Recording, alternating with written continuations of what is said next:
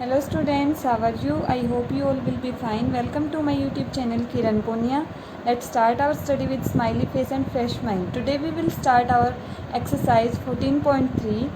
Let's start with the first example. But before doing the first example, first of all we have to know about that how we can represent the data graphically. हमारे पास जो graphical representation होती है data की वो हम कितने type से कर सकते हैं, कैसे कैसे कर सकते हैं. जो ग्राफिकल रिप्रेजेंटेशन होती है डाटा की वो हमारे पास होती है 3 टाइप्स की, जिसमें फर्स्ट जो होता है आपका वो टाइप होता है बार ग्राफ. बार ग्राफ की हेल्प से हम हमारे डाटा को रिप्रेजेंट कर सकते हैं. इससे रिलेटेड हमारा फर्स्ट क्वेश्चन है. In a particular section of class 9 14 students were asked about the months of their birth and the following graph was prepared for the data so obtained. First example में हमें क्या मिलेगा, हमें bar graph given मिलेगा और उससे related questions होंगे जिसके हमें आंसर देने होंगे.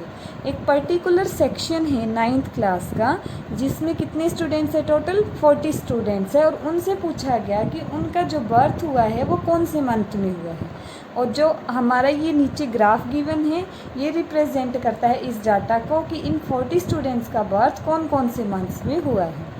तो जो हमारी ये वर्टिकल साइड होती है, इस वर्टिकल साइड्स पे होते हैं हमारे जो हमारे नंबर्स होंगे उनको शो करते हैं. ठीक है, जो हमारी इंफॉर्मेशन होती है, जिस चीज़ के बारे में इंफॉर्मेशन है वो नीचे होगी और जो इंफॉर्मेशन है वो वर्टिकल होगी.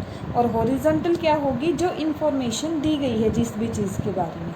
जैसे उनका बर्थ है तो बर्थ अलग अलग 12 मंथ्स होते हैं हमारे ईयर में, तो 12 अलग अलग मंथ्स में हुआ होगा.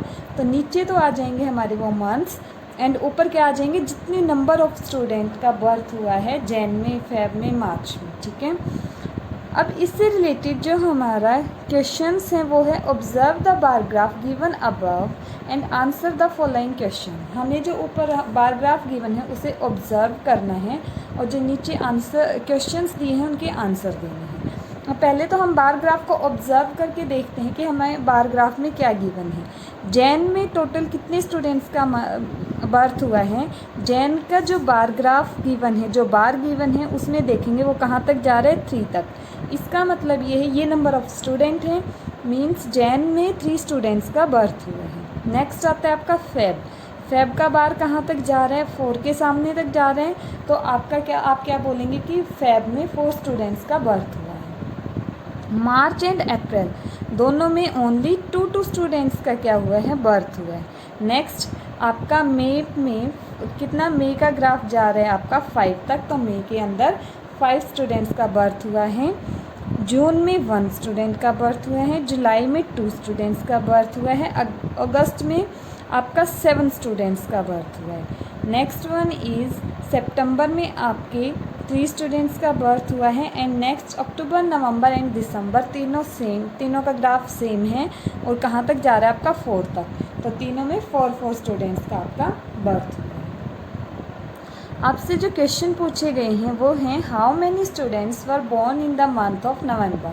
नवंबर में कितने स्टूडेंट्स का बर्थ हुआ है. अब नवंबर के बारे में पूछा गया है तो हम नवंबर की इंफॉर्मेशन देखेंगे कि नवंबर का बार ग्राफ कहाँ तक जा रहा है, 4 तक, मीन्स 4 नंबर ऑफ स्टूडेंट्स का बर्थ हुआ है नवंबर में. तो हमारा आंसर क्या हो जाएगा, यहाँ पे हमारा आंसर रहेगा there were 4 students born in the month of November. 4 students का 4 student born in the month of November. नवंबर के मंथ में 4 स्टूडेंट्स का बर्थ हुआ, month of November. Okay, now let's discuss our second part, which is in which month were the maximum number of students born. कौन से month में हमारे maximum number of students का बर्थ हुआ है. तो जिसका ग्राफ सबसे बड़ा होगा वो हमारे क्या होंगे, मैक्सिमम नंबर ऑफ स्टूडेंट्स होंगे. अब सबसे बड़ा ग्राफ किसका है, सबसे ज़्यादा हाइट किस ग्राफ की दिख रही है हमें, किस बार की दिख रही है, ये जो अगस्त का ग्राफ है इसकी हाइट सबसे ज़्यादा है और कहाँ तक जा रही है, इसकी हाइट 6 तक, मीन्स अगस्त में सबसे ज़्यादा स्टूडेंट्स का बर्थ हुआ है. तो हमारा आंसर क्या रहेगा, maximum students were born in the month of August, ठीक है। अगस्त में सबसे ज़्यादा स्टूडेंट्स का बर्थ। तो आपके पास यहाँ बिल्कुल इजी था, आपको इन्फॉर्मेशन गिवन थी, आपको ग्राफ गिवन था एंड उससे रिलेटेड ये आपको आंसर देने थे। ओके, नेक्स्ट हम स्टार्ट करते हैं हमारा सेकंड क्वेश्चन, जिसमें हमें ओनली इन्फॉर्मेशन गिवन होगी, डाटा गिवन होगा एंड हमें उसका क्या करना होगा, बार ग्राफ बनाना पड़ेगा। Our question is a family with a monthly income of ₹20,000 had planned the following expenditures per month under various heads। अब इन्होंने एक फैमिली है जिसकी मंथली इनकम कितनी है, 20,000 रुपीज़ है, और उन्होंने प्लानिंग की है कि हम डिफरेंट थिंग्स पे इतना इतना एक्सपेंडिचर हमारा होगा पर मंथ, ठीक है। जिसमें हमारे हेड्स क्या क्या हैं, ग्रोसरी, और एक्सपेंडिचर किस में गिवन है, इन 1000 रुपीज़। तो जो ग्रोसरी है वो कितनी है, 4000। रेंट पे कितना एक्सपेंड करेंगे, 5000। एजुकेशन ऑफ चिल्ड्रन पे उनका एक्सपेंडिचर होगा 5000। मेडिसिन पे कितना होगा, 2000। फ्यूल पे होगा 2000। एंटरटेनमेंट पे 1000 एंड मिसलेनियस पे 1000। ये उनका एक्सपेंडिचर है और ये वो थिंग्स है जिनसे रिलेटेड हमें उसकी इंफॉर्मेशन गिवन है। तो जो थिंग्स गिवन होती है वो आती हैं हॉरिजॉन्टल एंड जो इंफॉर्मेशन गिवन होती है उनसे रिलेटेड वो आती है हमारी वर्टिकल। या हम ये बोल सकते हैं जो हमें ये डाटा गिवन होता है नंबर्स की फॉर्म में, ये हमारा आता है वर्टिकल, ठीक है। तो हम स्टार्ट करते हैं, draw a bar graph for the data given above. जो हमें ऊपर डाटा गिवन है उसके लिए हमें क्या करना है, बार ग्राफ बनाना है। तो सबसे पहले हमें क्या करना पड़ेगा, हम स्केल एंड पेंसिल की हेल्प से हमारा ग्राफ बनाएंगे एंड जिसमें हम ये देखेंगे कि हमारा मैक्सिमम सबसे बड़ा नंबर कौन सा है, 5। तो 5 से एक ज़्यादा नंबर ले लेंगे हम हमारे ग्राफ के अंदर, ठीक है। जैसे अगर 5 था तो हम हमारी जो वर्टिकल लाइन होगी उसके अंदर हम लेंगे 7 सेंटीमीटर। कितना लेंगे हम वर्टिकल लाइन में, 7 सेंटीमीटर। एंड इस 7 सेंटीमीटर का रीज़न क्या है, जो ज़ीरो होगी वो तो हमारा ओ बन जाएगा जहाँ से स्टार्ट किया, और 7 तक गए हैं तो एक हमारा एक्स्ट्रा आ जाएगा, ठीक है। हम क्या करते हैं, ये लाइन ड्रॉ कर लेते हैं एंड इस पे हमारे मार्क कर देते हैं 1 2 3 4 5 6 एंड 7 जो हमारे सेंटीमीटर्स थे, ठीक है। तो यहाँ पे आ जाएगी, जो लास्ट में होगा वो एरो बन जाएगी और बाकी आपके क्या बन जाएंगे, ये 1 2 3 4 5 6 एंड इक्वल डिस्टेंस हो गया ना। इनका इक्वल डिस्टेंस क्यों हो गया, क्योंकि हमने स्केल की हेल्प से लिया है। 1 2 3 4 5 6 एंड यहाँ हमें वर्टिकली लिखना क्या है, जो एक्सपेंडिचर था वो लिखना है ना। तो वर्टिकल हम क्या लिखेंगे यहाँ पे, एक्सपेंडिचर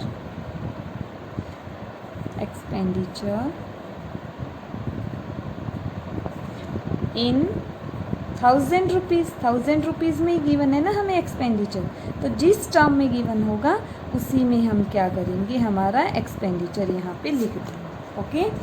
अब जो हमारी वर्टिकल लाइन आएगी वहाँ पे हमारी इंफॉर्मेशन होगी। हमारे पास हेड्स थे 1 2 3 4 5 6 7 हेड्स थे हमारे पास। तो वही सेम हम क्या करेंगे, यहाँ से 8 सेंटीमीटर ले लेंगे, ठीक है। 8 की भी आप 10 सेंटीमीटर ले सकते हैं क्योंकि नीचे वाला जो ग्राफ है उसमें वो अलग अलग इन्फॉर्मेशन है ना, बिल्कुल ही अलग थिंग्स हैं। तो आपको बीच में थोड़ा थोड़ा गैप भी रखना पड़ेगा ग्राफ बनाने के लिए।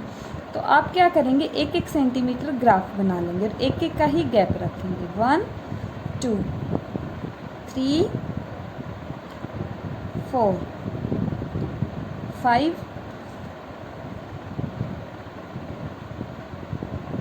5 तक हो गया ना आपका, 6 एंड दिस वन इज 7 और यहाँ आप क्या करेंगे, गैप छोड़ ठीक है। अब यहाँ हॉरिजॉन्टल क्या आएंगे, आपके हेड्स आएंगे जिसके बारे में आपकी जिस चीज़ से रिलेटेड इन्फॉर्मेशन गिवन थी। फर्स्ट जो इन्फॉर्मेशन थी वो हमारी क्या थी, ग्रोसरी से रिलेटेड। ग्रोसरी पे कितना एक्सपेंड किया, 4000।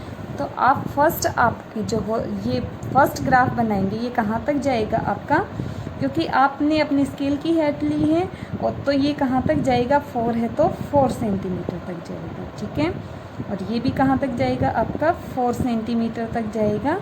ये बन गया आपका बार ग्राफ, ठीक है। नेक्स्ट किसके लिए है आपका, नेक्स्ट है रेंट के लिए, और रेंट पे वो एक्सपेंड कर रहे हैं 5000। तो नेक्स्ट किसका होगा आपका, रेंट का होगा। और कितना है रेंट पे, 5000 एक्सपेंड किया है। रेंट पे कितना एक्सपेंड कर दिया उन्होंने, 5000। तो ये हो गया आपका किसका, रेंट के लिए। Third one is education of children. Education of children पे भी उन्होंने 5000 ही एक्सपेंड किया है। कितना एक्सपेंड किया है, 5000। अब ये हमारे जब हमने स्केल की हेल्प से बनाया है तो इनकी विड्थ भी हमारी सेम रहेगी और इनमें कहीं कोई प्रॉब्लम भी नहीं आएगी, बिकॉज इनकी विड्थ भी हम सेम लेके चलेंगे और ये जो हाइट है ये भी हम सेम लेके चलेंगे। नेक्स्ट है मेडिसन। मेडिसन पे उन्होंने क्या किया है, 2000 रुपीज़ एक्सपेंड किए। कितने किए हैं, 2000 rupees. Next one is medicine के बाद है फ्यूल। फ्यूल पे भी उन्होंने 2000 रुपीज़ एक्सपेंड किए। ओके, नेक्स्ट इन्फॉर्मेशन है एंटरटेनमेंट। एंटरटेनमेंट पे उन्होंने ओनली 1000 रुपीज़ क्या किए हैं, एक्सपेंड किए। हमने स्केल की हेल्प से बनाया तो हमें पता है 1 सेंटीमीटर पे क्या आ जाएगा, 1000 आ जाएगा। एंड मिसलेनियस पे उन्होंने सेम 1000 ही एक्सपेंड किए।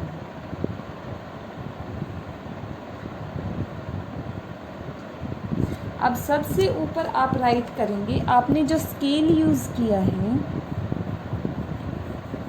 वो 1 स्केल यूज़ किया है, उसमें 1 सेंटीमीटर किसके इक्वल लिया है, 1000 के इक्वल ना। क्यों, क्योंकि आपने देखो यहाँ पे लिखा है कि 1, ये है 1 और यहाँ पे क्या स्केल लिया, 1000 रुपीज़। तो 1 सेंटीमीटर किसके इक्वल हो गया, 1000 रुपीज़ के इक्वल हो गया। अब आपसे कोई भी क्वेश्चन पूछ सकते हैं, आप इजीली उसकी इन्फॉर्मेशन दे सकते हैं। यहाँ पे हम ये और लिख देंगे, ये इन्फॉर्मेशन हमारी किस किस से रिलेटेड थी। फर्स्ट थी हमारी ग्रोसरी से रिलेटेड, ठीक है। सेकंड थी हमारी रेंट से related and third one is related with education of children. किससे, एजुकेशन ऑफ चिल्ड्रन, ठीक है। फोर्थ इंफॉर्मेशन थी with the related with medicine. Fifth one is with fuel. Sixth one is entertainment.